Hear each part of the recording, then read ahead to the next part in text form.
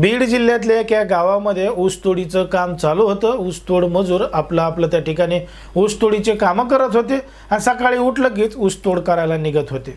पण मात्र त्यांच्यासोबत असलेले जे लहान लहान मुलं आहेत किंवा त्यांच्या ज्या मुली आहेत हे त्यांना त्या ठिकाणी त्यांच्या आखाड्यावर म्हणजे ज्या ठिकाणी त्यांची राहण्याची व्यवस्था आहे ऊसतोडीसाठी केलेल्या ज्या झोपड्या आहेत त्या झोपड्यामध्ये थांबत असतात। मग अशाच पद्धतीनं ऊसतोड मजुरांच्या दोन पोरी ह्या त्या झोपडीमध्ये बसलेल्या होत्या।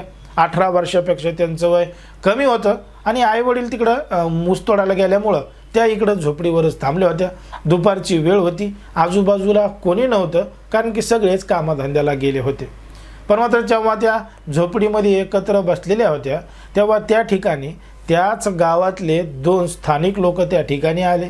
त्या दोघांनी या पोरीला त्या झोपडीमध्ये बसलेल्या अवस्थेत पाहिलं आणि त्यांच्या जवळ जाऊन त्यांनी एका पोरीला धरलं आणि दुसऱ्याने एका पोरीला धरलं आणि फरा ओढीत एकानं ऊसाच्या शेतात नेलं, दुसऱ्यानं कापसाच्या शेतात नेलं आणि त्या 2 पोरींबरोबर दोघा जणांनी वारंवार नको ते कृत्य केलं। आता हा सगळा प्रकार शेतामध्ये घडत होता।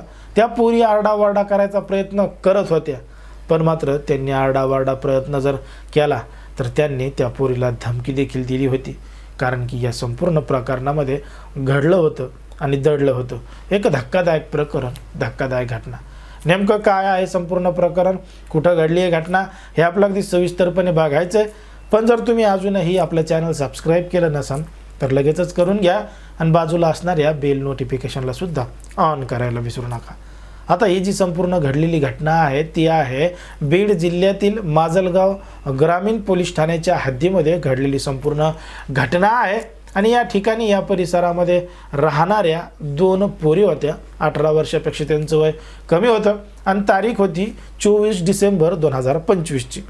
कारण की बीड जिल्ह्यातल्या याच माजलगाव ग्रामीण पोलीस ठाण्याच्या हद्दीमध्ये एका गावामध्ये ऊसतोडीचं काम चालू होतं आणि ऊसतोडीचं काम करण्यासाठी छत्तीसगड राज्यातून 14 कुटुंब ऊसतोडीचं काम करण्यासाठी या ठिकाणी या परिसरामध्ये आले होते।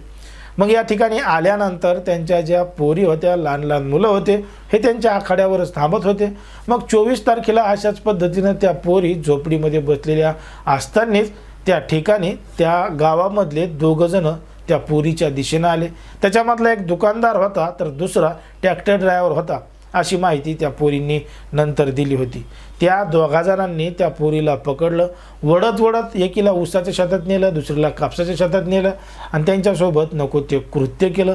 आता ही घटना कोणाला सांगायची नाही, सांगितल्यात तुम्हाला जीवे मारू अशी थेट धमकी त्यांनी त्या ठिकाणी दिली आणि त्या पोरीला आरडाओरडा सुद्धा करू दिला नाही। अशा पद्धतीनं त्यांच्यासोबत हा सगळा प्रकार घडल्यानंतर ते त्या ठिकाणाहून निघून गेले। पण मात्र त्या पोरी या संपूर्ण प्रकरणामुळं मोठ्या प्रमाणात घाबरल्या होत्या। काय करावं काय नाही त्यांना समजत नव्हतं, एकदम नाराज असायच्या, कोणाला बोलत नव्हत्या। मग अखेर 24 तारखेला जो घडलेला प्रकार आहे त्या 2 पोरींपैकी एका पोरीनं 28 तारखेला म्हणजे 28 डिसेंबरला तिच्या वडिलांना बिनधडकपणाने सांगितलं की तिच्यासोबत अशा पद्धतीनं घडलंय आणि गावातल्याच लोकांनी अशा पद्धतीनं केलं। मग एका पोरीनं सांगितल्यानंतर त्या दुसऱ्या पोरीनं सुद्धा हिम्मत केली, तिनं सुद्धा सांगितलं आणि या 2 जणांनी तात्काळ जवळचं माजलगाव ग्रामीण पोलीस स्टेशन गाठलं आणि घडलेला संपूर्ण प्रकार पोलिसांना सांगितला। आता या संपूर्ण प्रकरणाचं दखल पोलिसांनी गांभीर्यानं घेतलेली आहे आणि ते जे 2 आरोपी आहेत त्यांच्यावर कायदेशीर कारवाई केली जाणार आहे। पण मात्र या ठिकाणी ऊसतोड मजुरांच्या मुलींवर अशा पद्धतीनं अन्याय अत्याचार झाल्यामुळं आजूबाजूला संतप्त प्रतिक्रिया निर्माण झाली आहे आणि पोलीस या संपूर्ण प्रकरणाचा गांभीर्यानं तपास देखील करत आहेत।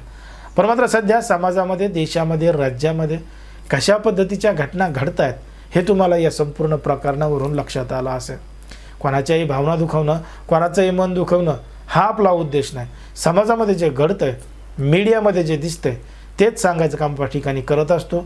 लोकांना सतर्क आणि सावध राहण्याचं सुद्धा आव्हान करत असतो आणि सांगत असतो बघा कशा पद्धतीनं घडतंय, त्यामुळे तुम्ही सुद्धा सावध राहा, सतर्क राहा आणि अशाच पद्धतीचे नवनवीन व्हिडिओ पाहण्यासाठी आपल्या चॅनलला लगेच सबस्क्राईब सुद्धा करून घ्या।